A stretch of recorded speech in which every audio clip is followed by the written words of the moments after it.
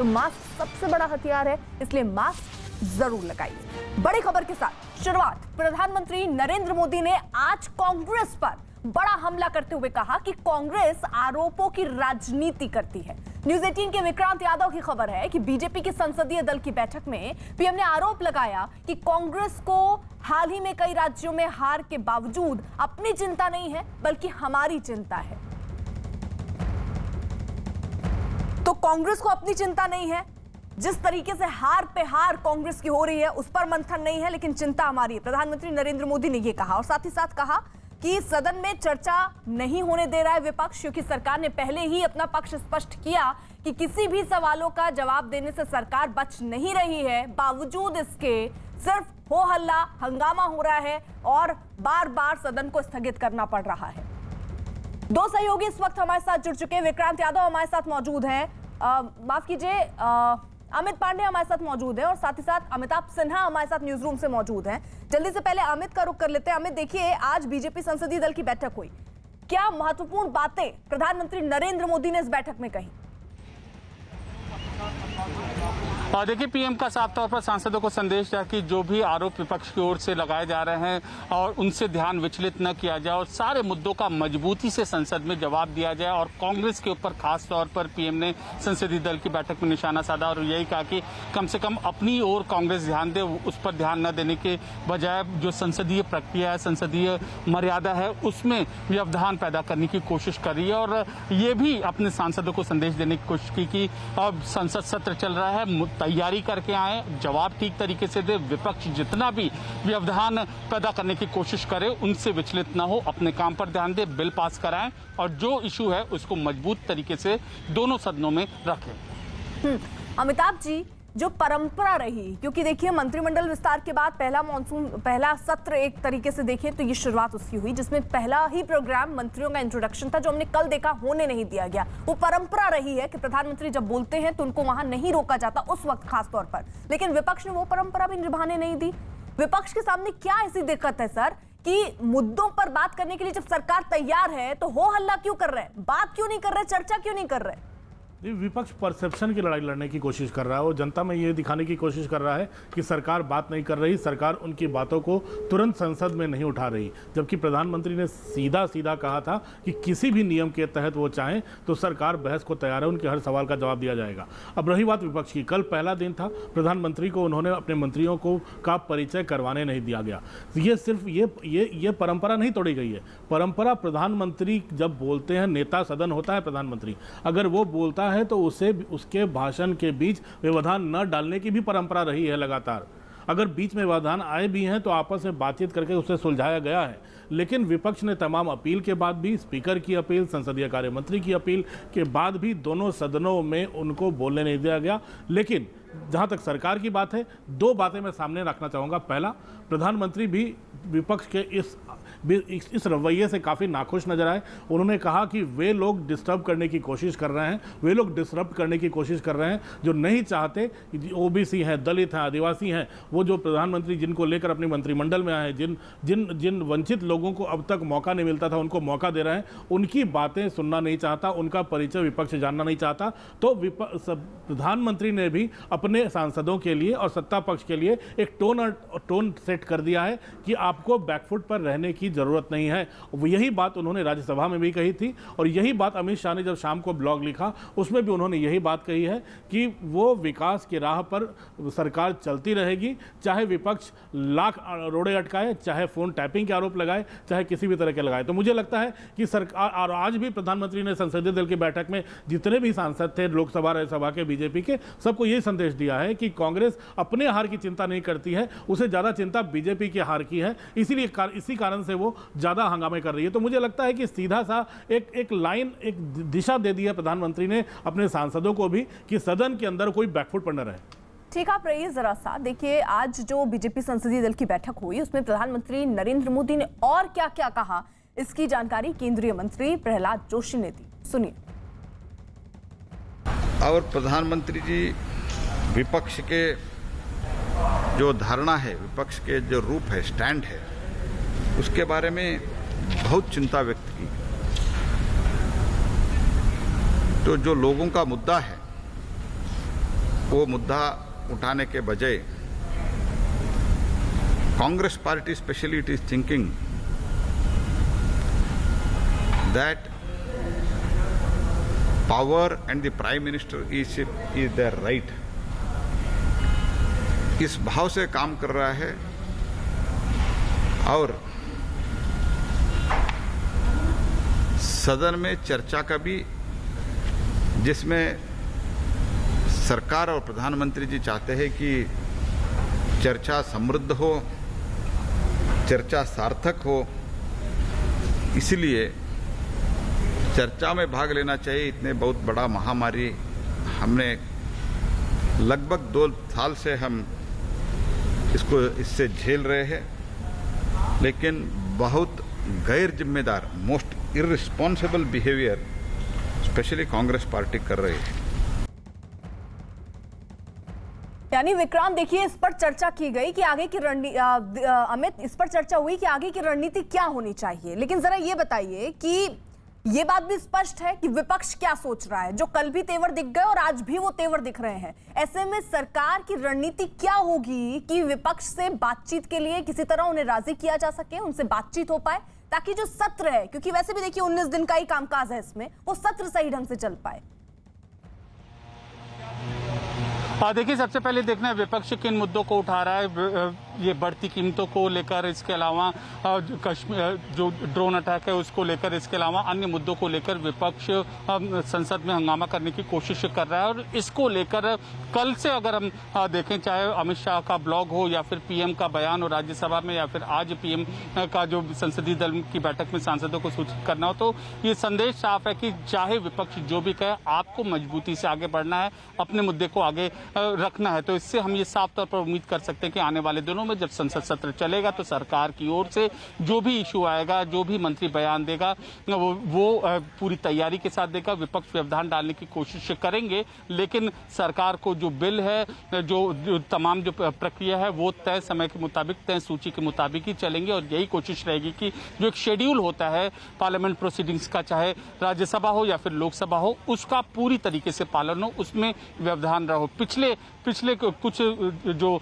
Parliament session है उनके दौरान ये हुआ है कि जो शेड्यूल है उसमें बदलाव किया गया था विपक्ष के हंगामे की वजह से, लेकिन इस बार हम ये जरूर इस बात की अपेक्षा कर सकते हैं कि जो शेड्यूल सरकार ने बनाया है उसमें फिलहाल अभी ये बदलाव नहीं होगा, क्योंकि ऊपर से संदेश दे दिया गया है और मंत्रियों को, सांसदों को निर्देश साफ है।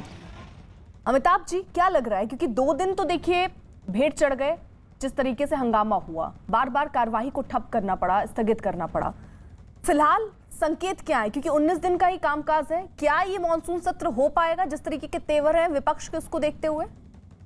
देखिए, अब तक ये जो 21 दिन तक कांग्रेस ने संसद नहीं चलने दी थी, जब अटल बिहारी वाजपेयी की सरकार थी और तहलका स्कैम तब आया था, वो 21 दिन तक लगातार संसद बाधित रही थी। प्रश्नकाल शुरू होता था, दोनों सदनों में हंगामा होता था और सदन स्थगित कर दिया जाता था। मुझे लगता है सिर्फ 19 दिन का सदन है और इतने अहम बिल है, किसान बिल को लेकर किसान धरने पर है, फोन टैपिंग का मामला है, महंगाई का मुद्दा है, पेट्रोल की बढ़ती कीमतों का मुद्दा है जिसको लेकर विपक्ष उठाना चाह रहा है। तो ऐसे शोर मचाने से आपकी आवाज़ सुनेगा कौन? यही बात सरकार कहना चाहती है विपक्ष को, और यही बात प्रधानमंत्री ने अपने पहले दिन संसद में पहुंचते ही कहा था कि आप आइए, बहस कीजिए, हम हर नियम के तहत बहस करने को तैयार हैं, जो भी नियम आप चाहेंगे उस नियम के तहत बहस करने को तैयार हैं, चाहे 184 के तहत कीजिए, चाहे 170 के तहत कीजिए। लेकिन विपक्ष फिलहाल मुझे लगता है एक संसद को बाधित करके सिर्फ ये दिखाना चाहता है कि बहुमत में सरकार भले ही हो, लेकिन वो सदन नहीं चलने दे सकते हैं, उनके पास भी इतनी स्ट्रेंथ है, चाहे वो तृणमूल कांग्रेस के सांसद हो, चाहे कांग्रेस हो। मुझे लगता है कि एक परसेप्शन की लड़ाई, जनता के बीच ये मैसेज देने की कोशिश कि संसद चल नहीं पा रही है इन मुद्दों के चलते, यही दिखाना चाहते हैं। लेकिन मुझे लगता है इससे नुकसान जनता का ज़्यादा होता है, क्योंकि उनसे जुड़े मुद्दे अछूते रह जाते हैं। तो 2-3 दिन की बात और है। मुझे लगता है अगर बिजनेस एडवाइजरी कमेटी इस हफ्ते के अंत तक बैठती है, जिसमें तमाम फ्लोर लीडर्स बैठेंगे, तमाम बातों पर चर्चा होगी और मुझे लगता है जल्दी इसका हल निकल आएगा और चीज़ों पर बहस शुरू हो जाएगी। लेकिन इस पॉइंट स्कोर करने के चक्कर में विपक्ष जो कर रहा है, मुझे लगता है नुकसान इसका ज्यादा हो रहा है। जरा आप रहिए। संसद के मॉनसून सत्र के दूसरे दिन की कार्यवाही शुरू होते ही विपक्ष के नेताओं ने हंगामा शुरू कर दिया। विपक्ष के हंगामे की वजह से लोकसभा की कार्यवाही सिर्फ 4 मिनट के बाद दोपहर 2 बजे तक के लिए स्थगित कर दी गई। जबकि कुछ ऐसा ही हाल राज्यसभा का भी रहा। वहां विपक्ष के हंगामे के बाद सिर्फ 6 मिनट में ही कार्यवाही 12 बजे तक के लिए स्थगित कर दी गई।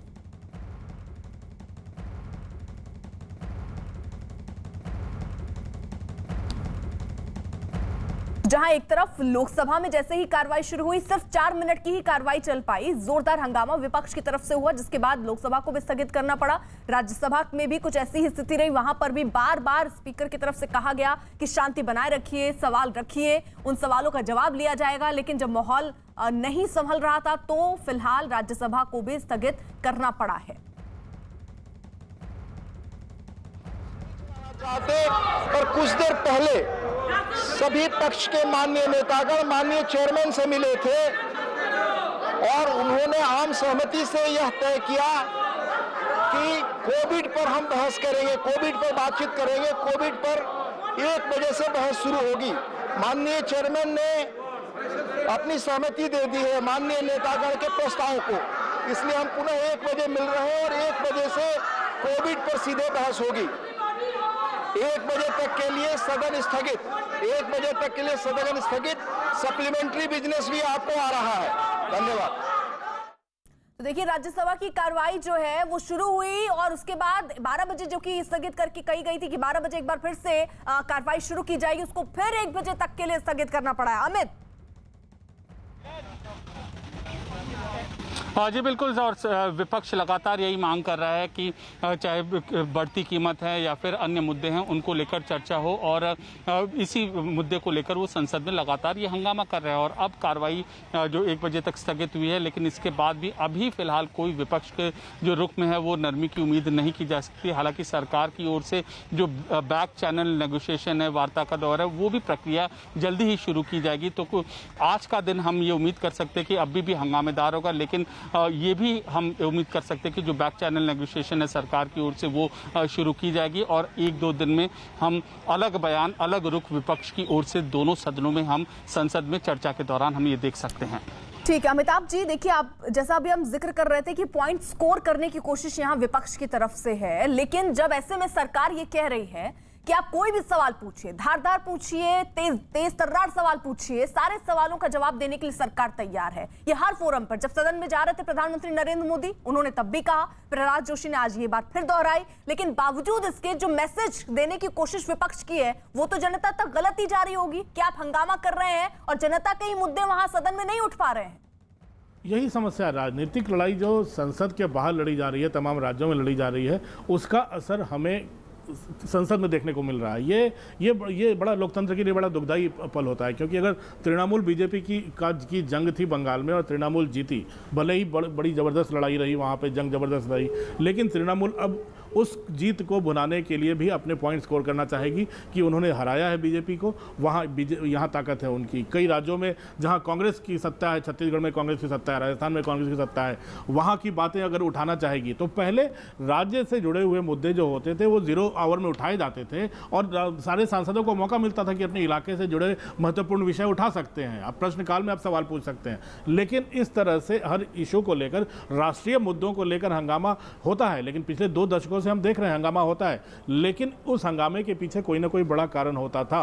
महंगाई एक बहुत बड़ा मुद्दा है, बीजेपी भी जो विपक्ष में थी, हर रोज संसद की शुरुआत में इस तरह के हंगामे होते थे, लेकिन मुझे लगता है उस हंगामे के बीच भी वहां स्पीकर काम चला लेते थे या राज्यसभा के जो चेयरमैन होते थे। लेकिन अब जो रास्ता है, यहां बातचीत नहीं, डेडलॉक के रास्ते से ही आगे बढ़ रहा है। डेडलॉक पहले होता है, विपक्ष बात सुनने को तैयार नहीं है, उसके बाद सरकार आगे बढ़ती है, तो मुझे लगता है 4-5 दिनों के नुकसान के बाद ही काम आगे बढ़ता है। लेकिन पिछले 2-3 सत्रों में हमने देखा है कि कैसे राज्यसभा के चेयरमैन वेंकैया नायडू और लोकसभा के स्पीकर ओम बिरला ने किस तरह से संसद में काम काज का समय बढ़ाया है। अगर सदन में गतिरोध बढ़ रहा है तो उन्होंने समय सीमा बढ़ाकर देर रात तक संसद बैठी है, तो काफ़ी विधेयक भी पास हुए हैं। तो मुझे लगता है 19 दिनों का सत्र है, तो ये दोनों, सरकार भी कोशिश कर रही है और मुझे लगता है कि विपक्ष भी जल्दी रास्ते पे आ जाएगा, विपक्ष भी मान जाएगा। लेकिन मैंने वही बोला, अपनी राजनीति चमकाने के लिए और देश में ये संदेश देने के लिए कि हम इन कारणों से संसद नहीं चलने दे रहे हैं, ये बात फैलाने की कोशिश है विपक्ष की,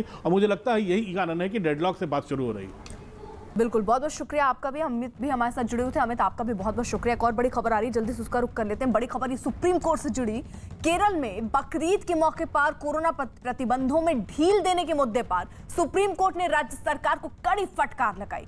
केरल सरकार के फैसले पर सवाल उठाते हुए सुप्रीम कोर्ट ने कहा कि केरल सरकार कांवड़ यात्रा पर दिए गए हमारे फैसले का पालन करे। महामारी के दौर में बढ़ते खतरे का हवाला देते हुए कोर्ट ने कहा कि किसी भी दबाव में आकर लोगों के जीने के अधिकार को खतरे में नहीं डाला जा सकता है। अगर कुछ भी गलत हुआ तो इस मामले में कड़ी कार्रवाई की जाएगी। बकरीद के लिए नियमों में छूट देने पर केरल सरकार को कड़ी फटकार लगाते हुए सुप्रीम कोर्ट ने यह भी कहा कि यह फैसला बताता है कि केरल का हाल बेहाल है।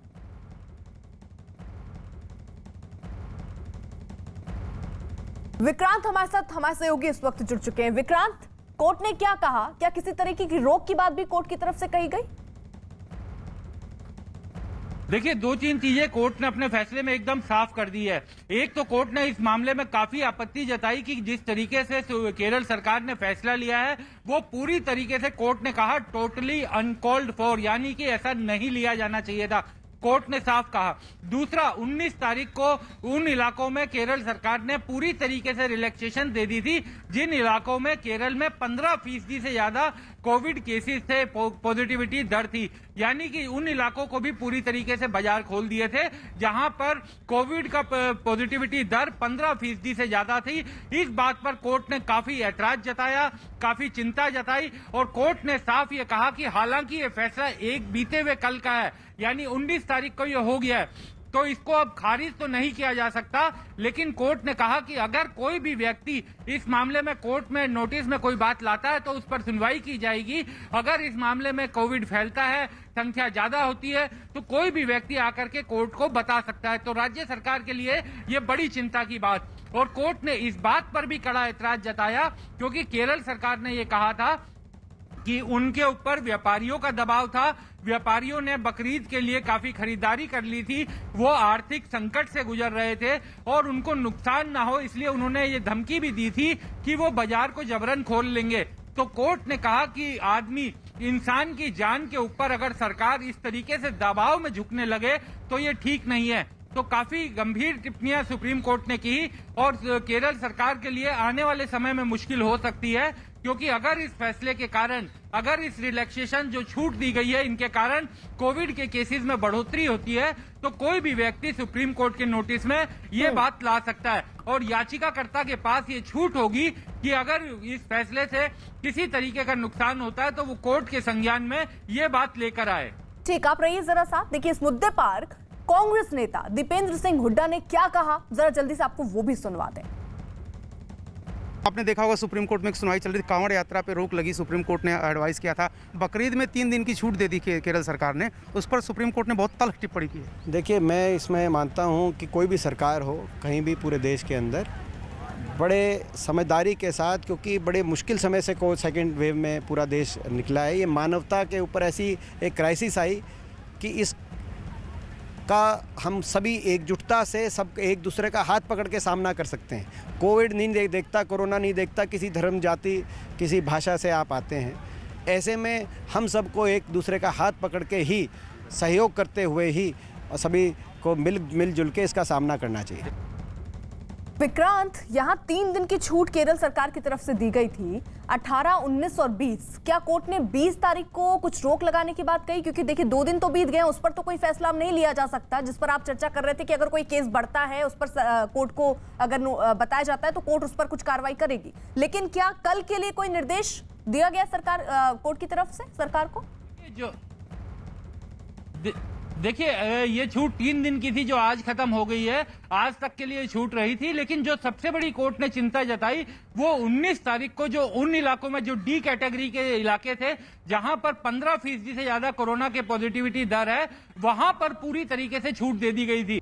उस पर कोर्ट ने सबसे ज्यादा ऐतराज जताया। याचिकाकर्ता के वकील ने यह भी अनुरोध किया कि आप राज्य सरकार के उस फैसले को खारिज कर दीजिए। हालांकि कोर्ट ने कहा कि अब चूंकि वो तारीख निकल चुकी है, वो बीते हुए कल की बात है, लिहाजा उसे खारिज करने का कोई फायदा नहीं होगा। लेकिन कोर्ट ने कहा कि अगर इसके कारण कोरोना के केसेस बढ़ते हैं तो याचिकाकर्ता के पास या बाकी लोगों के पास ये अधिकार होगा कि वो सुप्रीम कोर्ट के पास आकर उसकी जानकारी दे। कोर्ट ने इस बात पर काफी कड़ा एतराज जताया और साफ कहा कि जिस तरीके की डायरेक्शंस, जो दिशा निर्देश यूपी के मामले में, कांवड़ यात्रा के मामले में दिए गए हैं, वो राज्य सरकार को मानने चाहिए और वो मानने होंगे।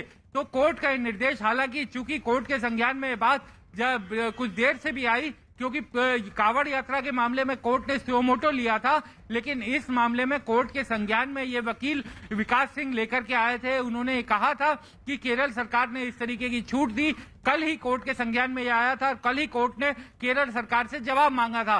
कोर्ट ने इस बात पर भी कड़ा एतराज जताया कि केरल सरकार ये कह रही है कि व्यापारियों के दबाव में फैसला किया गया। कोर्ट ने कहा कि ऐसा अगर व्यापारियों के दबाव में या किसी के भी दबाव में लोगों के जानमाल को ताक पर रखते हुए फैसले लिए जाएंगे तो ये ठीक नहीं है। एक और महत्वपूर्ण बात जो सुनवाई के दौरान कोर्ट के संज्ञान में लाई गई कि उत्तर प्रदेश में इस समय कोविड की पॉजिटिविटी दर 0.02% है, जबकि केरल में ये 10% से ऊपर है और उन इलाकों में जहां पर 15% से ज्यादा है वहां पर भी छूट दे दी गई है। तो इन्हीं सब चीजों को लेकर के कोर्ट काफी चिंतित और नाराज भी दिखाई दिया। यानी देखिए 3 दिन की छूट थी, 18, 19 और 20 तारीख आज।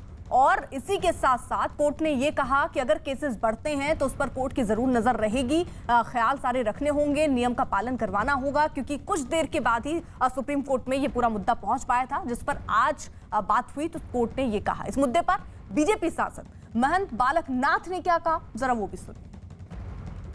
लोकतंत्र है ये और लोकतंत्र के अंदर किसी के जाति, पंथ और धर्म के आधार पर इसके निर्णय नहीं होने चाहिए। और इस समय जिस प्रकार से कोविड की महामारी ने पूरे विश्व को अपनी चपेट में लिया है तो उसको ध्यान में रखते हुए, क्योंकि ये प्रथा जिस प्रकार से वहाँ ईद को अलाउ किया है तो अन्य राज्यों में भी मांग उठेगी और मुझे लगता है कि सही निर्णय नहीं है। कोविड की महामारी को देखते हुए हमें सबको अपने घर पर ही रहकर उन त्योहारों को मनाना चाहिए। और इसी बीच एक बड़ी खबर मुंबई से आ रही है। न्यूज 18 के आशीष सिंह की खबर है कि कुछ ही देर में शिल्पा शेट्टी के पति और बिजनेसमैन राज कुंद्रा को कोर्ट में पेश किया जाएगा। उन्हें अश्लील फिल्में बनाने और उन्हें ऐप पर अपलोड करने के आरोप में गिरफ्तार किया गया। इस मामले में पुलिस ने राज कुंद्रा को मुख्य आरोपी बनाया। यह भी बताया गया कि कल देर शाम क्राइम ब्रांच ने राज कुंद्रा को अश्लील फिल्म बनाने के आरोप में पूछताछ के लिए बुलाया था। 3 से 4 घंटों की पूछताछ हुई, उसके बाद उन्हें गिरफ्तार किया गया। इस साल फरवरी में पुलिस ने अश्लील फिल्में बनाने और उन्हें ऐप के जरिए रिलीज करने के मामले में केस दर्ज किया था, जिसमें राज कुंद्रा का नाम भी सामने आया था। इस मामले में मुंबई पुलिस अब तक 11 लोगों को गिरफ्तार कर चुकी है। क्राइम ब्रांच ने बीती रात शिल्पा शेट्टी के पति और बड़े बिजनेसमैन राज कुंद्रा को एक पॉर्न रैकेट में जो है वो गिरफ्तार किया। इस वक्त हम राज कुंद्रा के जुहू के घर के बाहर मौजूद हैं और मैं आपको बताना चाहती हूँ ये जो पूरा पॉर्न रैकेट है, जिस सिलसिले में इस साल के फरवरी महीने में एक केस रजिस्टर हुआ था पॉर्न केस बनाने के लिए और इसे पब्लिश करने के लिए, जिसके बाद जो क्राइम ब्रांच है वो पूरा पॉर्न रैकेट का पर्दाफाश करने में लग गई, जिसके बाद गहना बस्ती के साथ और 8 लोगों को इस केस में गिरफ्तार किया। लेकिन जब राज कुंद्रा के जो पीए रह चुके उमेश कामत है उन्हें गिरफ्तार किया, तब जाके जो बिजनेसमैन राज कुंद्रा का जो है वो नाम सामने आया, जिसके बाद जो क्राइम ब्रांच है वो राज कुंद्रा का इस पूरे पॉर्न रैकेट में क्या हाथ है इस छानबीन में लग गई, जिसके बाद उन्हें काफ़ी सारे जो सबूत है वो राज कुंद्रा के अगेंस्ट मिले, जिसके बाद कल बीती रात को क्राइम ब्रांच ने राज कुंद्रा को अरेस्ट किया, जिसके बाद राज कुंद्रा की जो मुसीबतें हैं वो काफ़ी ज़्यादा बढ़ गई हैं। वीडियो जर्नलिस्ट कचेश के साथ शराबू भी म्यूजिक में दिवाकर हमारे सहयोगी इस वक्त जुड़ चुके हैं। दिवाकर, क्या जानकारी मिल रही, कितनी देर में होनी है कोर्ट में पेशी? देखिए अर्पिता, मैं क्राइम ब्रांच के दफ्तर में मौजूद हूँ। यहाँ से किसी भी वक्त जो है राज कुंद्रा को इसी तरफ से जो जानकारी मिल रही है मुंबई पुलिस की तरफ से कि यहाँ से निकाल कर किसी भी वक्त जो है कोर्ट के लिए ले जाया जा सकता है। तैयारियां पूरी हो चुकी हैं क्राइम ब्रांच की तरफ से राज कुंद्रा को कोर्ट में प्रोड्यूस करने के लिए। देखिए यहाँ पर आपको जो हलचल दिख रही है, यहीं से जो है उम्मीद ये जताई जा रही है कि राज कुंद्रा को निकाल के यहाँ से फिर कोर्ट के लिए प्रोड्यूस किया जाएगा। लेकिन फिलहाल तैयारियां यहाँ पर पूरी हो चुकी हैं, बस इंतजार है कि कब पुलिस यहाँ से लेकर कोर्ट के लिए निकलती है, क्योंकि 2 से 3 मिनट का वक्त लगेगा किला कोर्ट पहुंचने के लिए। इसके पीछे जो क्राइम ब्रांच का दफ्तर है उसके पीछे ही किला कोर्ट है। तो यहाँ पर जो इंतजार यही किया जा रहा है कि क्राइम ब्रांच की टीम कब जो है राज कुंद्रा को लेकर कोर्ट के लिए पहुंचती है। लेकिन तैयारियां लगभग पूरी हैं और ऐसे में किसी भी वक्त जो है अर्पिता यहाँ से राज कुंद्रा को लेकर कोर्ट जाया जा सकता है। तो फिलहाल दिवाकर, अब से थोड़ी देर में बताया जा रहा है कोर्ट के सामने कुंद्रा को ले जाया जाएगा और यह भी दावा किया जा रहा है कि उनके अगेंस्ट बहुत सारे सबूत हैं जो जाहिर तौर पर आज कोर्ट पर रखे जाएंगे। कितने दिन की कस्टडी मांग सकती है पुलिस, जरा ये भी जानकारी दीजिएगा। किन किन धाराओं में केस दर्ज हुआ है? देखिए, मुंबई पुलिस की कोशिश होगी कोर्ट के सामने जो तमाम साक्ष्य है पहले उसको रखने की और उसके आधार पर फिर ज्यादा से ज्यादा दिन की कस्टडी लेने की। मुंबई पुलिस की कोशिश यही होगी क्योंकि जो राज कुंद्रा के खिलाफ केस दर्ज हुआ है उसमें आईपीसी की कई धाराएं हैं, आईटी एक्ट की कई गंभीर धाराएं हैं, जिसमें अगर वो दोषी पाए जाते हैं तो 5 साल की सजा तक उनको हो सकती है, 10 लाख रुपए तक का जुर्माना भी उनको कोर्ट लगा सकती है। लेकिन ये अभी बात की बातें हैं। फिलहाल मुंबई पुलिस की पूरी कोशिश है कि जो तमाम साक्ष्य जिसके आधार पर राज कुंद्रा को गिरफ्तार किया गया है वो कोर्ट के सामने रखे जाएं और ज्यादा से ज्यादा दिन की कस्टडी मांगने की कोशिश की जाए, लेने की कोशिश की जाए, ताकि राज कुंद्रा से पूछताछ करके कौन कौन से लोग इस रैकेट में और इन्वॉल्व हैं, पोर्नोग्राफी का जो रैकेट चला रहे थे कौन कौन से लोग और शामिल है उनके बारे में पता किया जाए और ये रैकेट कहां तक फैला हुआ है, कितने लोग और हैं उनका पता लगाया जाए। तो ये पूरी जानकारी जो है मुंबई पुलिस की कोशिश यही है कि पूरी जानकारी निकाली जाए और इसके लिए जरूरी है कि राज कुंद्रा की सबसे पहले एक्सक्लूसिव देखिए, वक्त खबरें भी सामने आ रही हैं। ये दरअसल चैट है जो पुलिस के हाथ लगी है, जो पूछताछ में ये सवाल भी रखे गए क्योंकि जो लोग गिरफ्तार हुए 11 लोगों की गिरफ्तारी इस संदर्भ में हुई है और उनसे जब पूछताछ किया गया तो कई लोगों ने राज कुंद्रा का नाम लिया और राज कुंद्रा का ये व्हाट्सएप भी अब सामने आया है जिसमें देखिए कई लोगों से उन्होंने बात की है। बाकायदा यही सारे सबूत हैं जिसके होने का दावा पुलिस की तरफ से किया जा रहा था।